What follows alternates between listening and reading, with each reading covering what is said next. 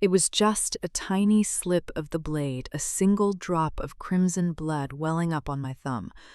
I looked up to apologize to my billionaire boss, Victoria Vance, but the words died in my throat. She wasn't standing 40 feet away anymore. In a fraction of a human second, she was right in front of me. The air in the penthouse instantly froze. Her icy, silver eyes had turned completely, terrifyingly black. She gripped my wrist with an unnatural, bone-chilling strength. "You need to leave," she growled, her voice vibrating with a monstrous, primal hunger. But her grip only tightened. She pulled my bleeding pulse toward her parted lips, and I saw how sharp her teeth really were. The rain in Seattle never just falls. It drapes over the glass skyscrapers like a heavy, gray shroud. I checked my watch for the third time as the elevator glided silently up to the 42nd floor of the Vance Tower. It was exactly 11:45 p.m. Normal billionaires didn't request urgent manuscript restorations at midnight, but Victoria Vance was not a normal billionaire. The elevator chimed, and the doors slid open into a penthouse office that looked more like a modern fortress than a place of business. Floor-to-ceiling windows overlooked the bleeding neon lights of the city below. The room was dark, illuminated only by the faint glow of the city and a single desk lamp. "You are 4 minutes late, Mia," a voice cut through the shadows. The voice was low, smooth, and entirely devoid of warmth. Victoria Vance stood by the window, a glass of dark red liquid resting in her hand. She wore a tailored black suit that fit her commanding frame perfectly. Her platinum hair was pulled back into a sharp knot, exposing the flawless, pale angle of her jawline. "The traffic on the bridge was backed up due to a collision," I said, keeping my voice steady. I pulled my leather toolkit tighter against my chest. Victoria turned slowly, and her eyes locked onto mine. They were a piercing, unnatural shade of silver gray that seemed to catch the light even in the darkness. "Excuses do not alter the passage of time," she said, stepping into the circle of lamplight. She did not walk. She moved with a fluid, terrifying grace that made no sound against the hardwood floor. "The manuscript is on the table," she added, nodding toward a heavy mahogany desk. I walked over to the desk, trying to ignore the sudden spike in my heart rate. There was an undeniable gravity to her presence that made the air feel thick and hard to breathe. On the desk lay a leather-bound book from the 16th century, its pages fragile and frayed. "It requires immediate stabilization," Victoria said, standing just a few feet away from me. I could smell her perfume now, a sharp, cold blend of winter air and midnight roses. I put on my white cotton gloves and carefully opened the ancient cover. "The binding is cracked, but the vellum pages are mostly intact," I murmured, examining the Latin script. Victoria didn't answer, but I could feel her gaze burning into the side of my face. It wasn't the look of a client watching a hired professional. It felt like a predator tracking the slight movement of its prey. "Why this book, Ms. Vance?" I asked, attempting to break the suffocating silence. "It belongs to a dark period of Eastern European history." "History is written by the survivors, Mia," she said softly. "Sometimes the darkest periods hold the only truths worth saving." I picked up a small silver scalpel from my kit to gently separate 2 pages that had fused together over time. The metal was cold against my fingers. My hand shook slightly, just a fraction of a millimeter, but it was enough. The sharp tip of the blade slipped through the cotton glove and sliced to the meat of my thumb. I gasped, dropping the tool. A single bead of crimson blood welled up from the cut, dark and bright against the white fabric. The air in the room instantly changed. The faint scent of roses was obliterated by the heavy metallic tang of rents and copper. I turned to apologize, but the words caught in my throat. Victoria was already standing right in front of me. She hadn't run. She had simply crossed the vast room in a fraction of a second, defying the laws of human physics. Her silver eyes had darkened to a deep, chaotic charcoal. The pupils dilated completely. "Miss Vance?" I whispered, my heart hammering violently against my ribs. She didn't look at my face. Her gaze was locked entirely on my bleeding thumb. I saw the muscles in her jaw tighten as she took a deep, ragged breath. "You need to leave," she said, her voice dropping an octave, vibrating with a strange, primal hunger. Instead of backing away, she reached out and grabbed my wrist. Her grip was like an iron vice, unyielding and impossibly cold. A jolt of pure electricity shot up my arm at her touch, making my breath hitch. It wasn't just fear. It was a sudden, overwhelming wave of recognition that defied all logic. She pulled my hand closer to her face, her eyes flashing with a dangerous, predatory light.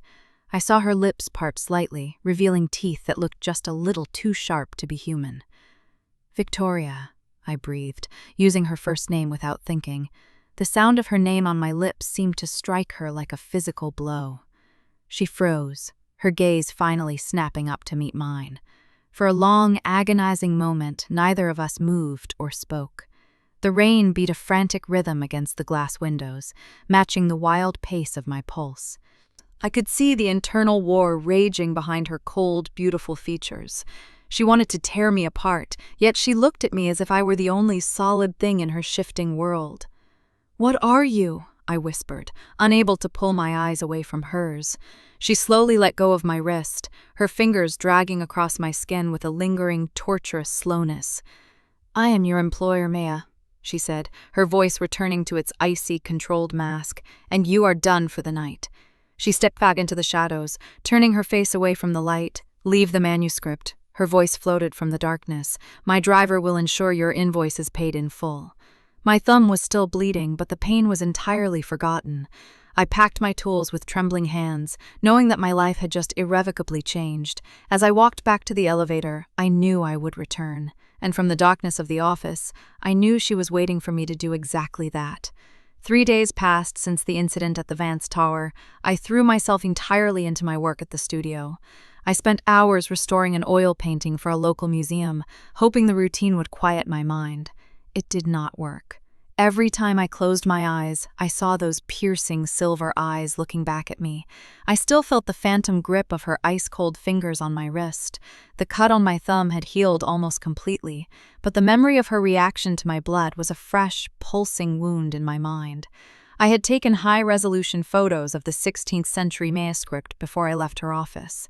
Late Wednesday night, I pulled up the images on my computer monitor. I zoomed in on a faint, faded crest hidden deep in the margins of the Latin text. It depicted a solitary rose completely entangled with a serpent. I ran the image through the university's historical database. The search took 20 minutes, but the final results made my blood run cold. The crest belonged to the House of Valerius. They were a powerful, ruthless bloodline from Eastern Europe, widely recorded to have vanished in the late 1400 seconds. Historical rumors usually labeled them as something far worse than warlords. The texts called them monsters. I pushed away from my desk, rubbing my tired eyes in the dark office. "Vampires do not exist," I muttered to the empty room. But human beings did not cross a 40-foot room in a fraction of a second. Human beings did not have skin that felt like carved marble left out in the winter snow.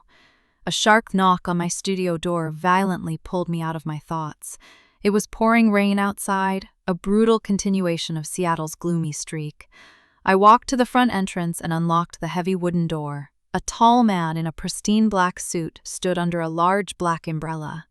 "Ms. Mia," he said, his voice entirely flat and devoid of emotion. "I am Marcus. I work directly for Ms. Vance." My stomach tightened instantly at the sound of her name. "I sent the final invoice for the consultation yesterday," I said, keeping the door half closed. "This is not about your invoice," Marcus replied smoothly. He handed me a thick, cream-colored envelope from inside his jacket. It bore the Vance Industries logo, sealed with heavy black wax. I broke the seal and pulled out a single sheet of heavy cardstock. "The restoration must be completed. Pack your equipment. My driver will take you to my estate." There was no signature at the bottom. There was just the sharp, elegant handwriting that commanded absolute obedience. "I have other clients waiting," I told Marcus, trying to sound like a professional instead of a terrified prey. "Ms. Vance has bought out your entire contract for the next month," he said simply. "You are expected immediately." It was a trap, and I knew it. It was an explicit invitation into the lion's den, but the terrifying truth was that I desperately wanted to go. The invisible pull between us was a physical, throbbing quake in my chest. I packed my clothes and my restoration tools in less than 20 minutes. The drive took over an hour, leading us deep into the heavily forested outskirts of the city. The Vance estate was a massive stone mansion, completely isolated from the rest of the world. Wrought iron gates opened silently as the black car approached the grounds. Marcus escorted me inside the dimly lit foyer and pointed toward a set of double oak doors. "The library," he instructed softly. "She is waiting for you." I gripped the handle of my tool case and pushed the heavy doors open. The library was massive, lined from floor to ceiling with thousands of ancient books. A large fire crackled in a stone hearth, casting long, erratic shadows across the dark Persian rugs. Victoria was sitting in a high-backed leather chair near the fire. She was wearing a silk midnight blue robe that draped loosely over her sharp shoulders. The harsh, corporate armor of the billionaire was completely gone. In its place was something far more raw and entirely dangerous. She looked up as I closed the heavy door behind me. "You came," she said. Her voice was softer than I remembered, yet it carried across the vast room effortlessly. "You did not give me much of a choice," I replied, walking slowly toward the center of the room. I stopped a few feet away, letting the heat of the fire warm the back of my legs. Victoria stood up from her chair. The movement was so impossibly fluid it looked like a trick of the firelight. She closed the distance between us in 2 measured, silent steps. I forced myself to stand my ground, though every human instinct screamed at me to run. She stopped mere inches away, her height forcing me to tilt my head up to meet her gaze. Her silver eyes were calm today, but they held an unbearable, heavy intensity. She slowly raised her right hand. I held my breath, unable to look away. Her cold, smooth fingers brushed gently against the side of my neck. I shivered instantly, the severe contrast of her temperature against my warm skin sending a shockwave through my nerves. She traced the sharp line of my jaw, her thumb coming to rest lightly over my beating pulse point. "Your heart is racing, Mia," she whispered. I could feel the faint brush of her breath against my cheek. It smelled clean and intoxicating, like winter rain and crushed roses. "You scare me," I admitted, my voice trembling despite my best efforts to hide it. Victoria's expression shifted abruptly, a flicker of genuine pain crossing her flawless, icy features. "I could snap your neck before you even registered the pain," she stated. It was not a threat. She was simply stating a terrifying fact of nature. "But you didn't," I said, locking my eyes firmly with hers. "The other night in your office, you let me go." Her cold thumb pressed slightly harder against my rapid pulse. "Letting you walk out of that office was the hardest thing I have done in 300 years, she confessed. The weight of her words hung heavy and suffocating in the air between us. She stepped closer, eliminating the remaining space between our bodies. I could feel the unnatural cold radiating from her skin, pressing through the fabric of my clothes. "I brought you here because I cannot stay away from you," Victoria murmured, her voice dropping into a dark growl. Her silver gaze dropped slowly to my lips, "and I need to know if you are strong enough to survive me." She did not wait for my answer.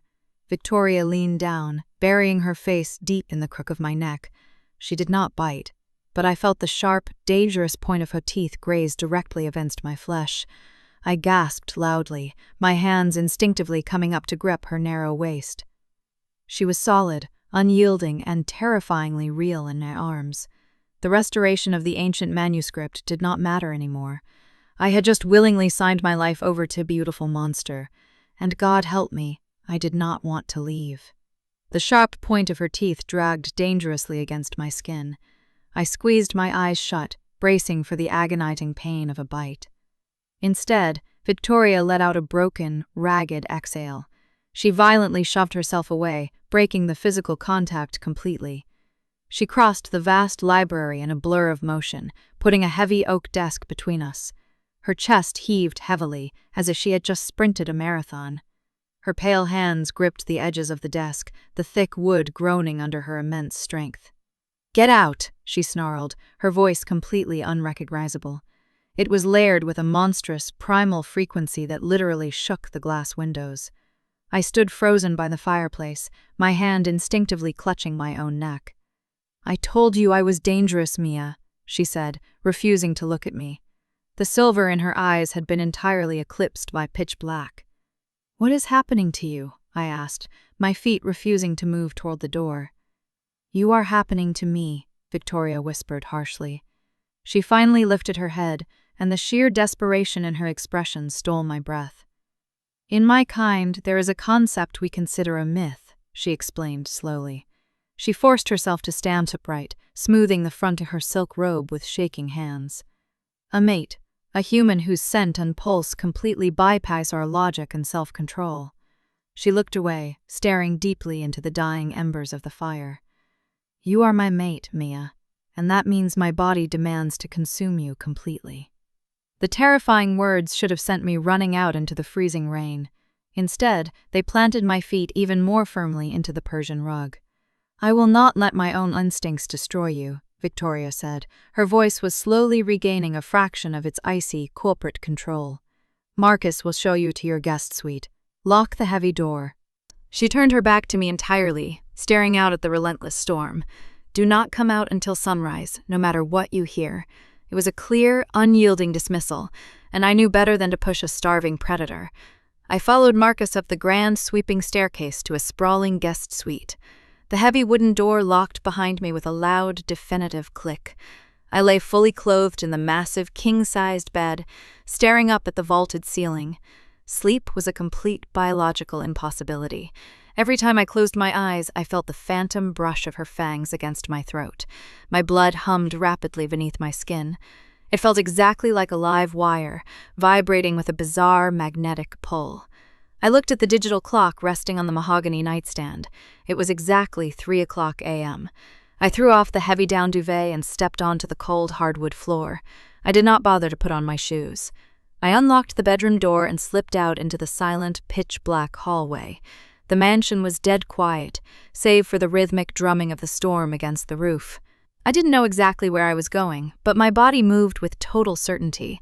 It felt like I was being reeled in by an invisible, unbreakable tether. I walked down a narrow, hidden service staircase that led deep into the lower levels. The air grew significantly colder and more damp with every step downward. I reached a heavy steel security door at the end of a long stone corridor. It was slightly ajar, a sliver of pale light spilling out onto the floor. I pushed it open and stepped into a subterranean, climate-controlled vault. Glass display cases held ancient weapons and manuscripts, but I ignored them completely.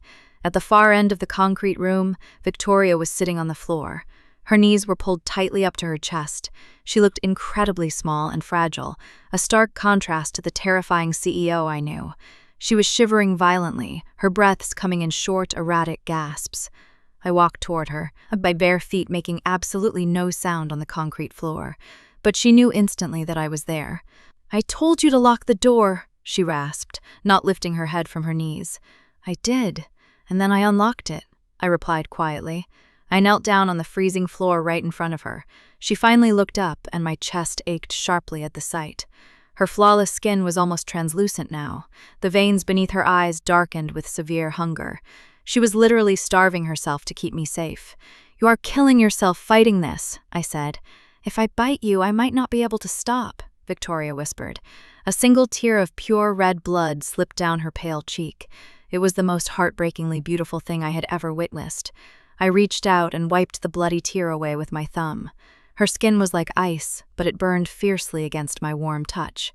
"I trust you," I said softly, looking directly into her blackened eyes. I didn't wait for her to formulate an argument. I rolled up the sleeve of my oversized sweater, exposing my bare wrist.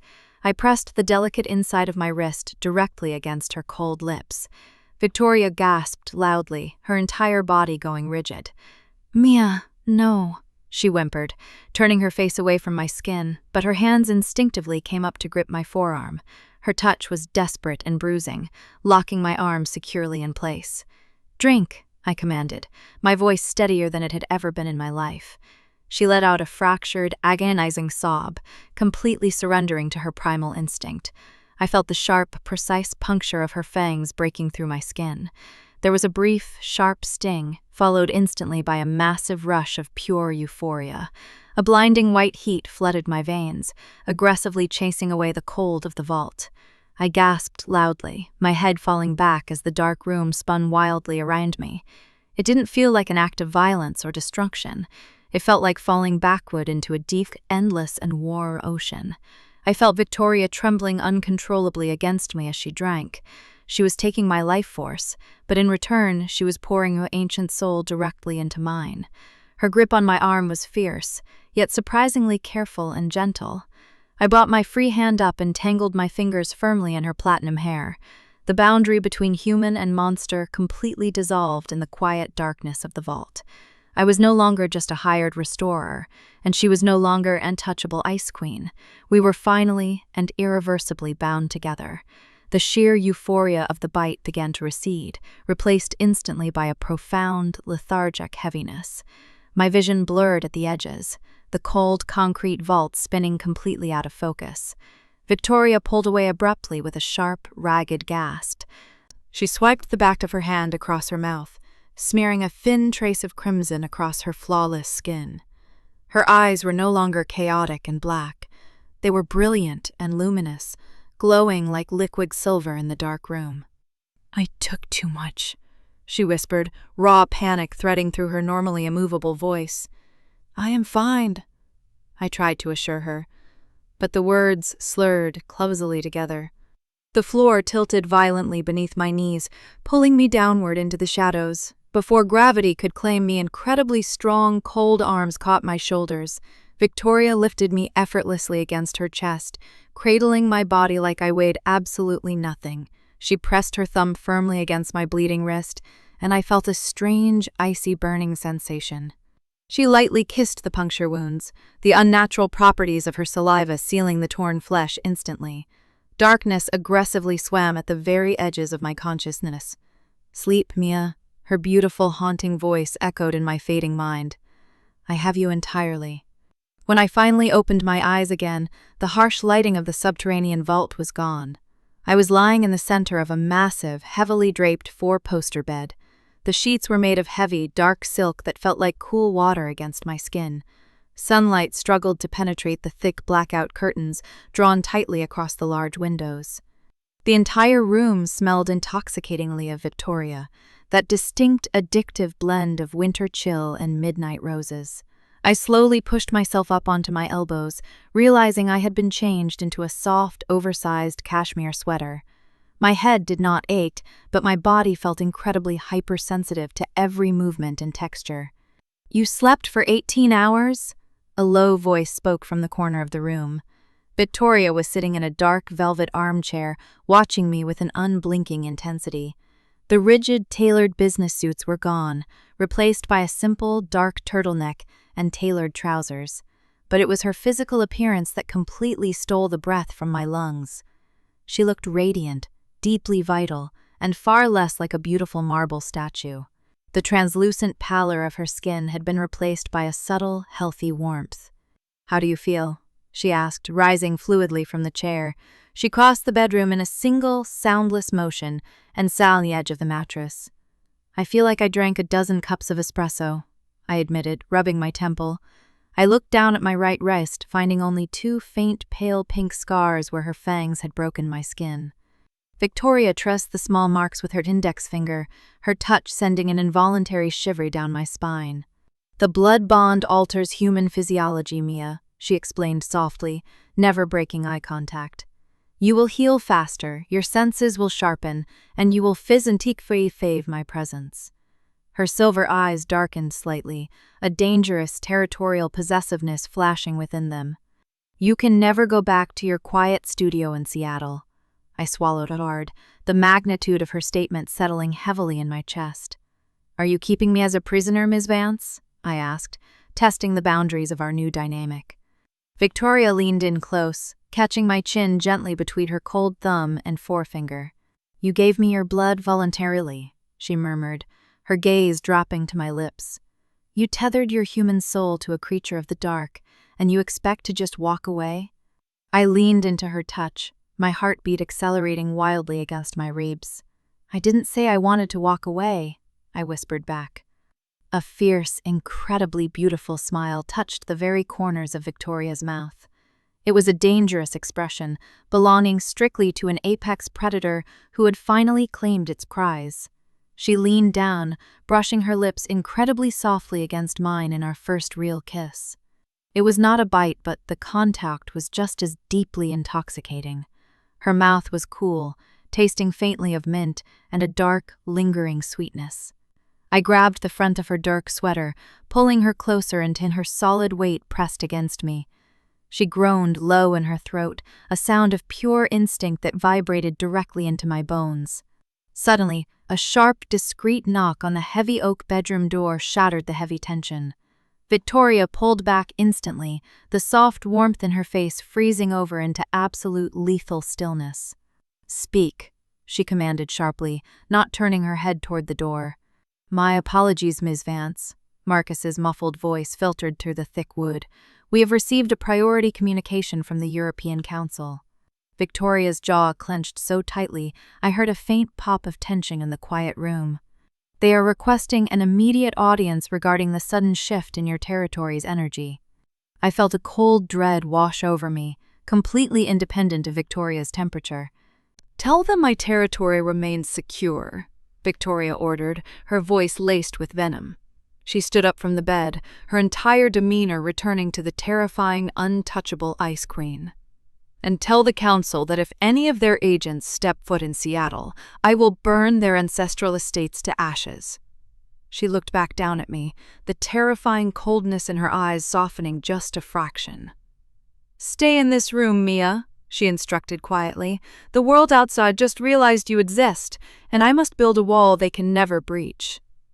The heavy oak door closed securely, leaving me utterly alone in the cavernous bedroom.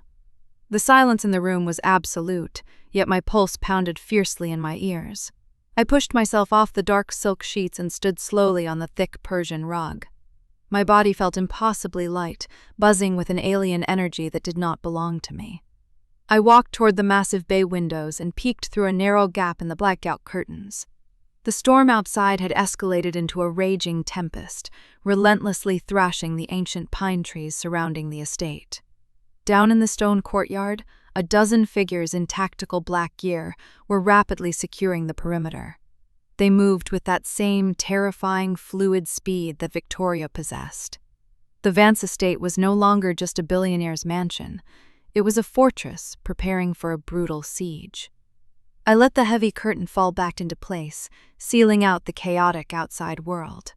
My newly heightened senses picked up the faint scent of old paper and leather near the fireplace. I walked over to a small mahogany writing desk tucked into the darkest corner of the room. A single, silver-framed photograph sat alone on the highly polished wood. It was black and white, capturing a much younger version of Victoria standing in front of a bombed-out European cathedral. Her eyes in the photograph held a profound, hollow emptiness that struck my chest like a physical blow. She had walked through centuries of ruin entirely alone, carrying the crushing weight of an immortal empire. Suddenly, a sharp, icy spike of pure rage flared violently in my own chest. I gasped loudly, clutching the soft fabric of my sweater directly over my beating heart. The intense, burning anger did not belong to me. It was bleeding through the new blood bond, transmitting Victoria's raw emotions directly into my nervous system. She was absolutely furious, and she was moving closer to the room. The heavy bedroom door slammed open a fraction of a second later. Victoria strode into the room, bringing a freezing rush of displaced air with her. The serene, controlled composure she wore earlier was entirely shattered.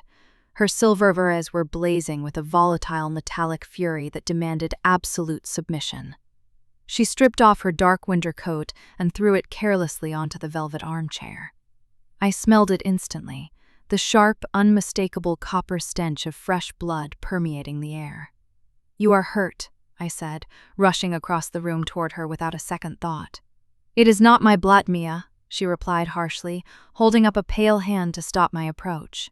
Her knuckles were heavily bruised, stained with a dark, unnatural crimson that looked almost black in the dim light. "The European Council sent 3 envoys to Seattle to negotiate my territory boundaries." She walked over to a silzo basin in the corner and began furiously scrubbing the blood from her skin. They demanded to know why the vanguard of the Valerius line had suddenly shown a shift in energy. "They know about me," I whispered, the crushing reality of our situation finally settling in my bones.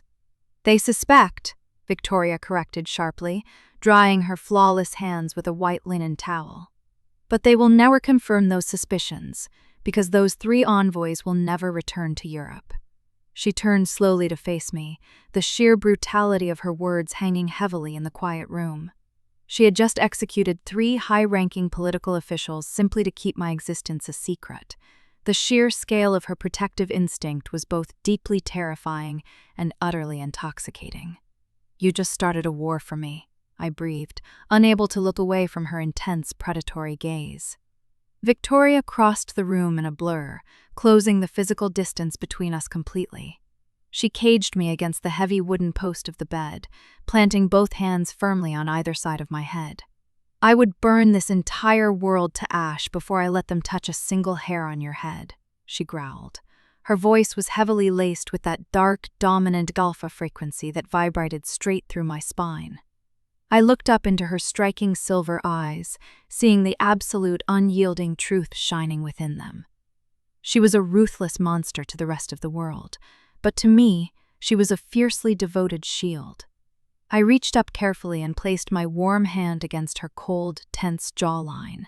She leaned into my touch instantly, closing her eyes as a ragged, exhausted sigh escaped her parted lips. The volatile rage bleeding through our blood bond slowly began to recede, replaced by a deep, aching desperation. "They will undoubtedly send more, Victoria," I said quietly, tracing my thumb gently over her sharp cheekbone. "Let them come," she murmured, opening her eyes to trap my gaze once again. "I have ruled in the shadows of this city for 400 years, Mia." She leaned down, pressing her cold forehead flush against mine in a gesture of pure intimacy. "They have completely forgotten what I am capable of when I actually have something to lose." Her cold hands slipped slowly around my waist, pulling me flush against her solid, immovable body. I wrapped my arms tightly around her neck, burying my face deeply in the curve of her shoulder. The intoxicating scent of winter air, crushed roses, and faint violence enveloped me completely. I was just a fragile, mortal human caught dead in the center of an immortal blood war. But held securely in the relentless grip of the Ice Queen, I had never felt safer in my entire life. "We need to leave Seattle tonight," Victoria stated, her voice vibrating pleasantly against my chest. "Where will we go?" I asked, perfectly willing to follow her blindly into the dark. "To the one place the Council cannot easily track us," she replied, pulling back just enough to look at my lips. "We are going back to the ruins where my bloodline first began." We left the Vance estate in a heavily armored convoy before midnight. The storm masked our departure, covering the black SUVs in a relentless sheet of freezing rain. I sat close to Victoria in the back seat, feeling the unnatural heat radiating from her immortal body. We arrived at a private airstrip on the edge of the city, where a sleek, black jet was already waiting on the tarmac. Marcus and a dozen tactical guards secured the perimeter, their faces hidden behind dark masks. Victoria walked onto the tarmac, her posture instantly shifting back to the ruthless, untouchable CEO. She barked out strict logistical orders in multiple languages, her voice slicing through the roaring jet engines. It was terrifying to watch her command a small, lethal army with such effortless authority. But when she turned back to me, the harsh lines around her mouth immediately softened. She held out her cold hand, guiding me up the metal steps and away from the heavy Seattle rain. The interior of the jet was a masterpiece of modern luxury, completely soundproofed and devoid of windows. It was designed specifically for a creature who needed to travel across time zones without ever seeing the sun. Once the heavy cabin door sealed shut, Victoria dismissed her guards to the forward section of the plane. We were entirely alone in the dim, amber-lit main cabin. I sank into a wide leather seat, suddenly exhausted by the sheer adrenaline of the escape. Victoria sat directly across from me, pouring a glass of dark amber whiskey from a crystal decanter. "My guards will secure a perimeter in Romania before we land," she said quietly, handing me the glass. I took a sip, the alcohol burning a warm, grounding path down my throat. "Is that where your bloodline originated?" I asked, watching the amber liquid swirl in the glass. "Deep in the Carpathian Mountains," she confirmed, leaning back into the dark leather shadows. The Valerius estate was built long before human maps bothered to record those valleys. I closed my eyes for a moment, noticing how intensely my hearing had sharpened since the bite. I could hear the precise mechanical hum of the jet engines and the faint, steady heartbeats of the guards 50 feet away. But above all of it, I could hear the slow, powerful rhythm of Victoria's ancient heart. "Your senses are adjusting to the bond," Victoria murmured, noticing my sudden shift in focus. She stood up and moved to my side of the cabin, crouching down gracefully beside my seat. She rested her hands gently on my knees, her silver eyes looking up at me with raw intensity. "You are no longer strictly human, Mia. You are carrying a piece of my immortality inside your veins." I reached down and tended my fingers into her pale, flawless hair. She let out a low, satisfied hum, leaning heavily into my gentle touch like a massive, tamed predator. "I have never brought anyone to the ancestral sanctuary," she confessed, her voice barely a whisper. "It is a place of blood and very dark memories." "Then why are we going there?" I asked, tracing the cold line of her jaw. "Because it is a fortress built into the very bedrock of the earth," she replied firmly. "The Council's modern weapons and political influence mean absolutely nothing in the mountains." I slept for the remainder of the long flight, heavily anchored by Victoria's cold, protective presence beside me. When we finally landed, the transition from the plane to an armored helicopter was a chaotic blur of snow and roaring rotors. We flew high into the jagged, brutal peaks of the Carpathian Mountains.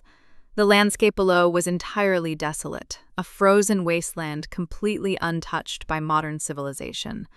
The helicopter eventually descended into a deep, hidden ravine bordered by massive cliffs. At the base of the mountain, built directly into the dark stone, stood a pair of colossal iron doors. They were heavily rusted and covered in centuries of thick, frozen vines. But as we approached on foot, hidden hydraulic motors hummed to life, pulling the ancient iron open. "Welcome to the end of the world, Mia," Victoria said softly, pulling my coat tighter around my shoulders. We walked out of the freezing blizzard and into the grand foyer of the subterranean fortress. It was a breathtaking collision of ancient history and cutting-edge military technology. Thick stone pillars from the 12th century supported ceilings lined with modern biometric sensors. Rows of ancient swords and armor stood in glass cases right next to heavily encrypted server racks. Victoria led me past the heavily armed guards and down a long, torchlit corridor. We entered a massive circular chamber that looked very much like a throne room. In the center of the room sat a massive chair carved entirely from black obsidian. "The Council fears me because I am the last living heir to this throne," Victoria explained, staring at the black stone. "The Valerius line was bred to rule, to conquer, and to wipe out weaker bloodlines entirely." She turned to face me, her silver eyes reflecting the flickering flames of the wall torches. "They think my isolation in Seattle was a sign of weakness, or a long, slow retirement." She stepped closer, wrapping her arms securely around my waist and pulling me against her chest. "They did not realize I was simply waiting to find the one thing in this world actually worth fighting for." I looked up into the face of a ruthless, immortal warlord, seeing only the desperate devotion of a woman deeply in love. The war with the Council was inevitable, and it would undoubtedly be bloody. But standing here in the dark heart of her ancient empire, I knew we were going to win. Time lost all meaning inside the subterranean fortress. There were no windows to track the rising or setting of the sun. The only constants were the hum of the servers and the relentless howling of the blizzard outside. 3 days had passed since we arrived in the Carpathian Mountains. The blood bond between Victoria and me had deepened into a profound physical tether. I no longer just heard the faint sounds of the fortress. I felt them vibrating directly in my teeth. My reflexes had become frighteningly sharp. When a crystal glass slipped from the dining table that morning, I caught it mid-air before I even registered moving. Victoria watched my development with a mixture of dark pride and heavy concern. She spent hours in the underground training rings, burning off the aggressive, territorial energy that came with claiming a mate. I found her there alert one afternoon, striking a heavy reinforced bag with terrifying concussive force. She wore only athletic wrappings on her hands, her silver hair tied back tightly. Sweat glistened lightly on her pale shoulders, a rare display of physical exertion for an immortal. "You are distracted, Mia," she said, catching the heavy bag without turning around. "I can hear the blood rushing through your veins from across the room." I stepped onto the padded mat, the air heavy with the scent of her exertion and crushed roses. "I am trying to dial the noise down," I admitted, rubbing my temples. "Everything is just too loud." Victoria turned and walked slowly toward me, her breathing completely steady despite the brutal workout. "You are fighting your new instincts instead of surrendering to them," she instructed. She stopped inches away, the heat radiating from her skin wrapping around me like a heavy blanket. "Close your eyes," she commanded softly. I obeyed, instantly plunging into a chaotic sea of overlapping sounds and smells. "Focus only on my voice," Victoria murmured, stepping closer until our chests almost touched. "Filter out the hum of the lights. Filter out the footsteps of the guards in the upper hall." She raised her wrapped hands, gently placing her cold palms against my cheeks. "Find my heartbeat, Mia. Anchor yourself entirely to it." I took a deep breath, pushing past the overwhelming static of the environment. Slowly, the chaotic noise began to fade into the background. In the center of the silence, I found the slow, powerful, and hypnotic rhythm of her chest. Thump, thump, thump. "I have it," I whispered, opening my eyes to meet her piercing silver gaze. The predatory intensity in her expression made my breath hitch. She looked at me not just as a teacher, but as a starving creature looking at its absolute devotion. "You belong to my blood now," Victoria growled low in her throat. She gripped my waist and effortlessly lifted me onto the padded edge of the training ring. She stepped between my legs, pressing her cold, hard body flush against mine. I gasped at the sudden, overwhelming friction, my hands immediately gripping her bare shoulders. "You are my anchor," I replied, leaning down to press my lips against the rapid pulse point on her neck. Victoria let out a deep, shuddering groan, her hands sliding up my spine to tangle fiercely in my hair. The kiss that followed was desperate, hungry, and completely devoid of her usual icy restraint. We were spiraling into a dangerous, intoxicating gravity, completely losing ourselves in the quiet training room. But the absolute silence of the fortress was suddenly violently shattered. A harsh, blaring red siren echoed through the stone corridors, accompanied by the strobing flash of emergency lights. Victoria pulled back instantly, the deep desire in her eyes immediately freezing over into pure, lethal rage. "Perimeter breach," she stated, her voice dropping to a terrifying, absolute calm. She stepped back from the ring, tearing the athletic tape from her knuckles with a sharp, violent motion. "The Council's vanguard has arrived." Marcus burst through the heavy steel doors of the training room a second later, fully armed in tactical gear. "My queen," he said, bowing his head quickly. "They are hitting the southern ridge, heavily armed immortals." Victoria did not blink. "Activate the automated defenses. Prepare the elite guard for direct engagement." She turned back to me, her expression a flawless mask of the ancient warlord. "Marcus will escort you to the inner vault," she ordered. "The titanium doors can withstand a bunker buster bomb." "I am not going to hide in a cage while you fight a war," I protested, my newly heightened anger flaring. Victoria stepped close and grabbed my face, her grip firm and completely uncompromising. "You are the only thing in this universe I cannot afford to lose," she said fiercely. "If they get to you, Mia, I will slaughter every living thing on this mountain, including myself." Her words left no room for argument. She kissed me hard one last time, tasting of adrenaline and pending violence, before disappearing into the corridor. Marcus led me deep into the bedrock, sealing me inside the massive family archives, the heavy vault doors locked behind me with a resounding, final thud. I was alone in the quiet dock, surrounded by centuries of Valerius history. I paced the stone floor, listening to the muffled, distant echoes of gunfire and collapsing rock above.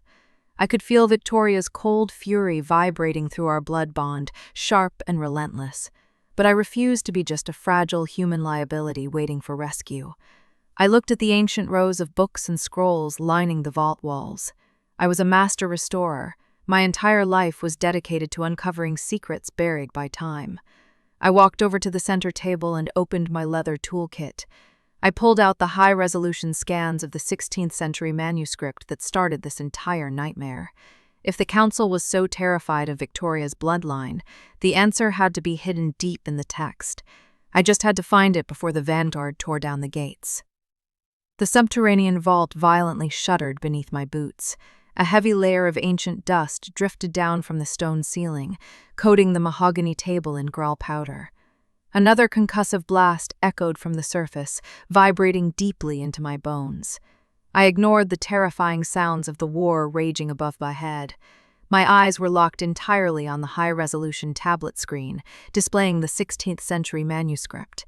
I zoomed in on the intricate, faded margins that surrounded the heavy Latin text.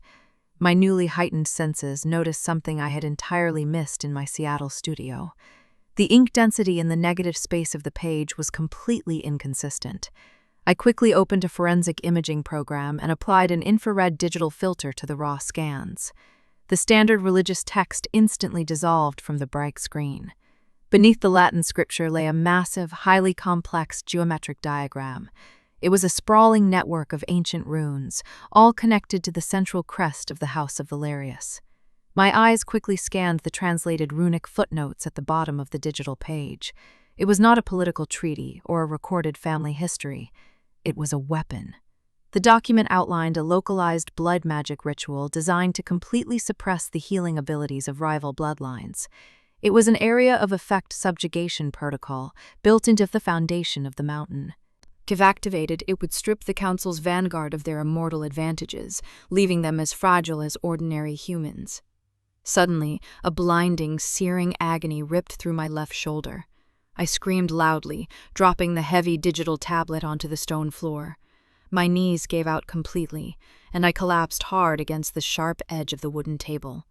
I clutched my shoulder, gasping frantically for air, but there was no physical wound on my sweater. The pain did not belong to my body. It was bleeding directly through the bond from Victoria. I closed my eyes and focused on the terrifying emotional static rushing aggressively through my veins. I felt the freezing, agonizing bite of weaponized silver tearing deeply into her immortal flesh. The Council had not just sent standard tactical soldiers to the fortress. They had brought heavy artillery specifically engineered to slaughter ancient vampires. Victoria was incredibly strong, but she was entirely outnumbered and taking heavy damage. A cold, paralyzing dread settled heavily in the very pit of my stomach. I dragged myself back up to the table and stared fiercely at the runic diagram on the cracked screen. The activation sequence required two distinct, non-negotiable elements. It needed the geographical center of the Valerius stronghold, which was this exact subterranean vault. And it required a willing sacrifice of human blood from a creature tethered to the sovereign's soul. The ancient texts called it the ultimate devotion of the mate. I did not hesitate for a single solitary second. I reached into my leather toolkit and pulled out my sharpest silver scalpel. The metal felt incredibly cold and heavy in my trembling right hand. I dropped to my knees on the smooth stone floor in the exact center of the dark vault. I pressed the sharp edge of the blade firmly into the palm of my left hand and pulled it quickly across my skin. The cut was deep, and the sharp pain served to anchor my racing mind. Hot, crimson blood welled up instantly, spilling over my fingers and dropping onto the cold, ancient stone. I used my bleeding hand to carefully trace the central sigil of the Valerius crest directly onto the floor. I drew the thick serpent violently entangled with the solitary rose. I quickly connected the outer runic circles, following the exact geometric proportions memorized from the digital scan.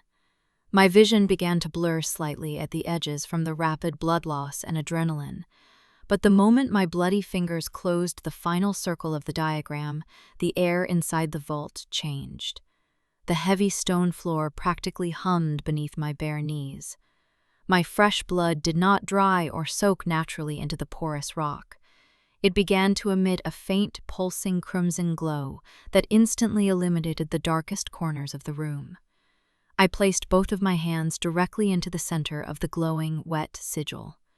I closed my eyes and aggressively pushed every ounce of my love, desperation, and human warmth directly into the blood bond. I forced the ancient magic straight up through the bedrock, targeting the cold, fading anchor of Victoria's heart. The physical backlash was instantaneous and completely overwhelming. A massive shockwave of pure, invisible energy exploded outward from the floor of the vault.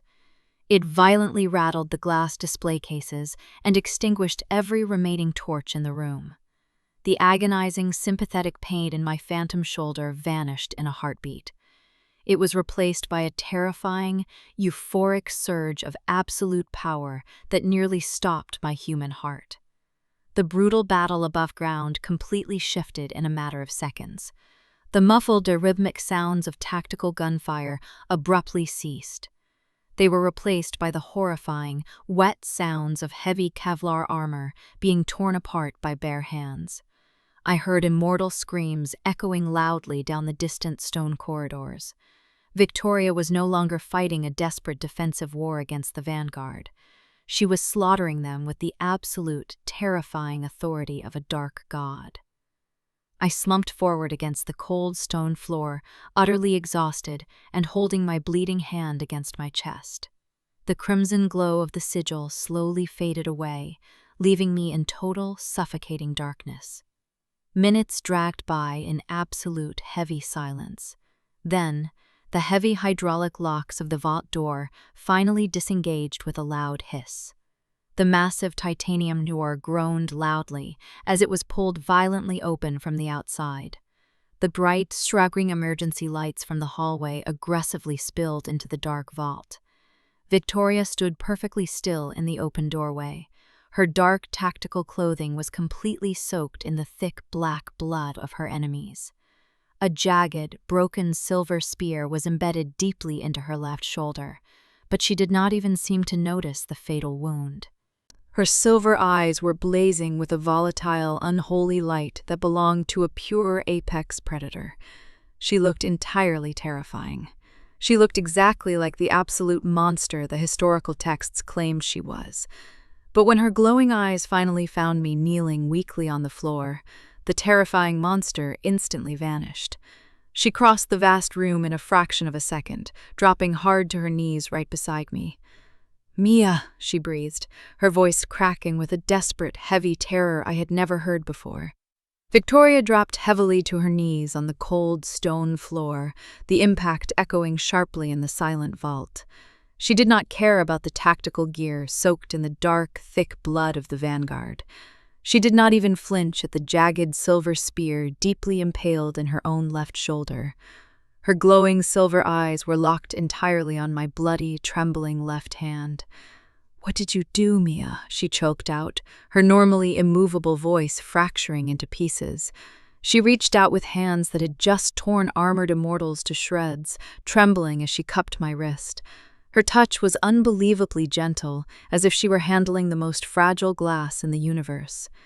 "You were dying," I whispered, my throat dry and exhausted from the massive surge of ancient magic. "I could feel the silver burning you through the bond." Victoria let out a broken, agonizing sound that was halfway between a sob and a growl. She brought my bleeding palm up to her face, closing her eyes tightly. Without a moment of hesitation, she pressed her cold, soft lips directly against the deep, jagged cut. I gasped sharply as the familiar icy electrical current shot straight up my arm.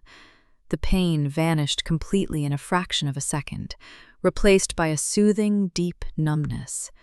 Her unnatural saliva worked instantly, knitting my torn human flesh back together perfectly. When she slowly pulled away, there was only a faint, pale pink line left on my palm. "You activated a blood subjugation protocol meant only for the ancient high priests," Victoria said, her breath ghosting across my skin. She opened her eyes, and the terrifying metallic glow had faded back into a deep, desperate silver. "It could have stopped your human heart entirely, Mia. It could have burned your soul to ash." "But it didn't," I replied fiercely, refusing to break eye contact with her. I pushed myself up into a kneeling position, ignoring the lingering dizziness in my head. "I am tethered to you, Victoria. That means your wars are now my wars." I reached out with my uninjured hand, gently tracing the sharp line of her blood-stained jaw. She leaned heavily into my touch, a shuddering sigh escaping her chest as she closed her eyes again. But my hand did not stop at her jawline. I moved my fingers down to the heavily armored collar of her tactical vest, resting my hand right next to the embedded silver spear. The air immediately around the weapon literally hissed, the holy metal violently rejecting her immortal flesh. "This needs to come out," I stated firmly. Victoria's eyes snapped open, a flicker of genuine surprise crossing her beautiful features. "It is heavily barbed, Mia," she warned quietly. "It will not be pleasant to witness." "I just used my own blood to rewrite the magical foundation of a mountain," I reminded her softly. "I can handle it." I wrapped both of my hands firmly around the jagged, blood-soaked shaft of the silver weapon. "Hold exactly still," I commanded, my voice echoing with a surprising, quiet authority. Victoria did not move a single muscle. She simply watched me with an expression of absolute, profound devotion. I took a deep breath, braced my boots against the stone floor, and pulled upward with every ounce of my remaining strength. There was a sickening, wet, tearing sound as the murdered silver violently exited her shoulder. Victoria let out a low, guttural hiss of pain, her hands gripping my waist tightly to steady herself. I tossed the heavy, bloodied spear onto the floor, the metal clattering loudly into the darkness. Almost immediately, the terrifying, fatal wound in her shoulder began to rapidly stitch itself closed. Within seconds, the smooth, pale skin of the immortal warlord was completely flawless once again. The heavy, paralyzing tension that had flooded the subterranean fortress finally broke. Victoria surged forward, wrapping her incredibly strong arms entirely around my body. She buried her face deep into the crook of my neck, breathing in my scent like I was pure oxygen. "You foolish, brave, absolutely terrifying creature," she murmured against my skin, her cold lips sending shivers down my spine. I wrapped my arms tightly around her shoulders, burying my fingers securely into her platinum hair. "They will not come back," I said, stating it as an absolute fact. "No," Victoria agreed, her voice dropping into that dark, rumbling alpha frequency that vibrated directly into my bones. She pulled back just enough to look deeply into my eyes. "The council felt the resonance of the blood magic. They know exactly what happened here tonight." She gently brushed a stray lock of hair away from my forehead, her silver eyes filled with undeniable awe. "They know that the vanguard of the Valerius line has finally found her queen." The word hung heavily in the quiet vault, carrying the weight of 1,000 ancient promises.